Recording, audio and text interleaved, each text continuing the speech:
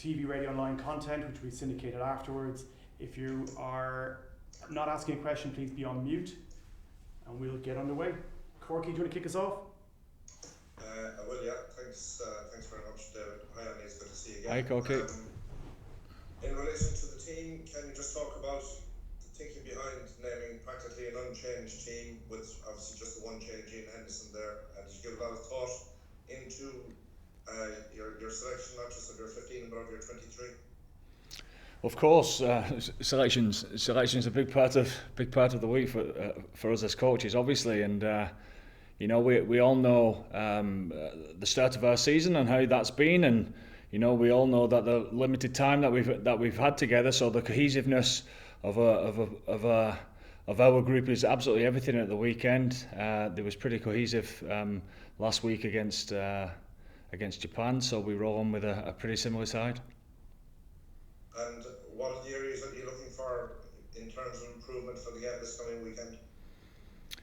In all areas, Corky, as ever. We're coming up against a different beast. We know that. It's the challenge that we get excited about. We find out a lot about ourselves this weekend, and we embrace that and walk towards it.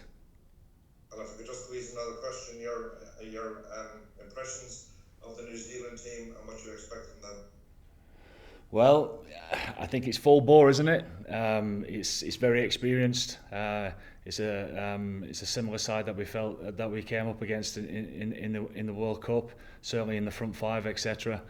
They've got threats all over the field, and that's the type of games that we want to play in. We want to test ourselves against the best, and we're coming up against a very strong starting 15 and a strong squad in New Zealand. Cheers, man. Thank you. Thanks. Why did you go in particular for Ian Henderson above Tig? Well, we thought last week that Tig was better suited to the Japan game, and we feel at the start of this game that Ian's better suited to start this game. 100% Tig played really well last week. He'll come on in whatever position that is and finish the game really well for us.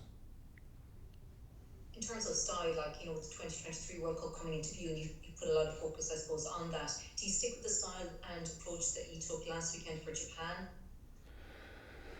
Well, like I keep on saying, it's making sure that we're in a position to see the opportunities that's in front of us.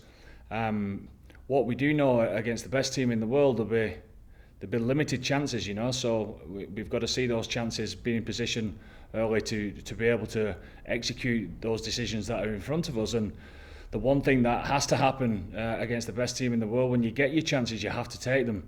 There certainly won't be as many chances as last week, but we endeavour to play our game. They endeavour to play their game as well. So we've got to make sure that we play the game that's in front of us, and that's all about decision making. Andy, having spoken as we did to Hugo Kiernan and to Johnny Sexton in the week, both saying just about how effectively Ireland hopefully now are transitioning from defence into attack, and the speed of ball and the different ways you can get onto the front foot. How crucial is that going to be to try and take the game to New Zealand where you can in that department? Yeah, of course everyone wants to play quick, and the game for the last few years now has always been about transition, both sides of the ball.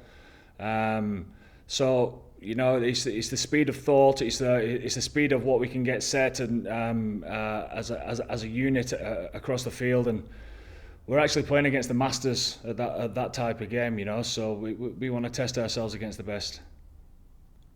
And Andy, you obviously as a player in rugby league and rugby union, as an assistant coach and now a head coach, you've had so many battles, haven't you, with New Zealand over the years. What does this nation, this rivalry, this fixture mean to you over the years, culminating in this weekend? Like it always has been, it's a privilege. We're unbelievably fortunate to get the opportunity to play them 4 times this year. At the end of this year, we go on a tour that's going to test us to the hilt, really. We'll learn a lot about ourselves this weekend and throughout the season, and we'll certainly learn a hell of a lot on the tour to New Zealand, because that will be the ultimate tour, really. So it's a privilege to play against the best. We, as I said before, we should embrace that, walk towards it, and keep pushing ourselves. Very best of luck. Thank you. Andy, can I just ask you as well about Jameson Gibson Park, obviously continuing at 9, and what were your reasons in terms of between him and Conor Murray for the starting spot? Oh, we thought Jameson played really well and deserves another shot at starting. As I said last week, he's more comfortable in his own skin at this level now. His maturity and his leadership has gone through the roof at this type of level, and I thought he had an excellent game last week, so he gets the chance again. And just there's lots of links, I suppose, between the squads, isn't there now, between Jameson Gibson Park, James Lowe, John Plumtree, Greg Feek. There's lots of links and maybe some information that the coaches who have been here might be aware of. Well, I suppose that Fiki would be the last person that left our camp, and he was around it for a long time. He knows the players inside out. He knows me probably inside out as well. So I suppose they've got more information than we would have of them.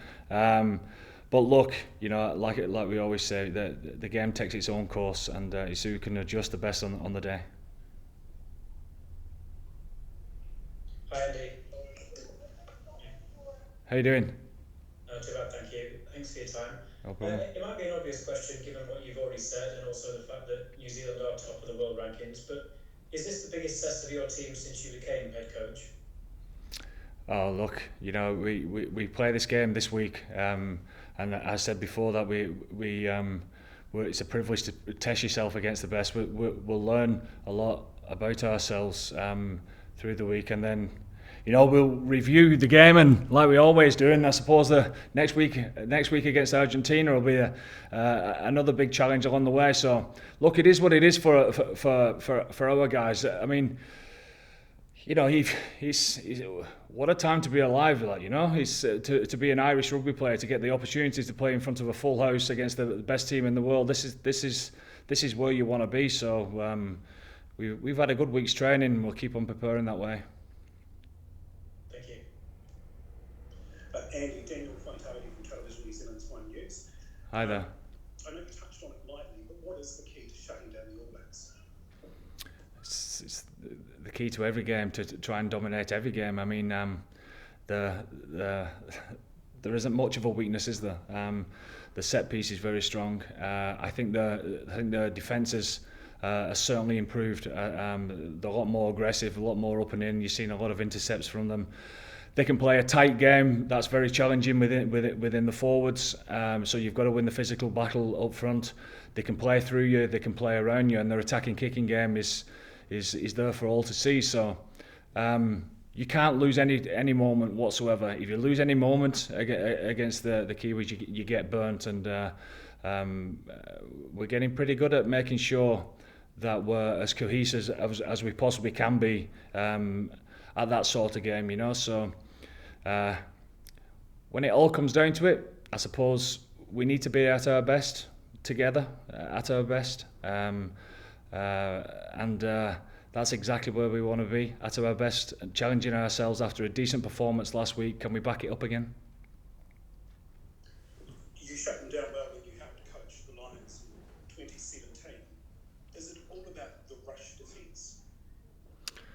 Oh look, I mean the last time we played against them in the World Cup, they comfortably came out winners in the quarter-final there. So look, we've played them so many times over the years. There's certain things that's worked and certain lessons that's been learned for the next games, etc.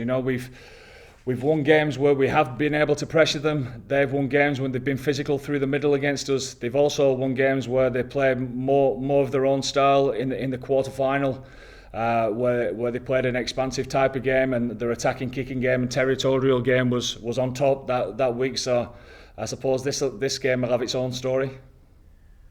We'll take the last one in this section. Just one more, if I may.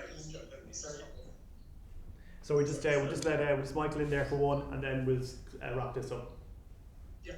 Hi Andy. I'm not sure how it works with the bubbles and all that, or if you have team duties tomorrow night, but is there a plan to go to the RDS to see the women's match, or do you have a message of support for them ahead of their match with the USA? Well, I certainly have a message of support. All the best from all the guys here. We'll be watching. As you know, protocols don't allow us to get outside that much and mix, but we wish them all the best against the USA. Okay, folks. Sorry, Michael. We just have to move on now to the embargoed written section. So we'll just switch over there to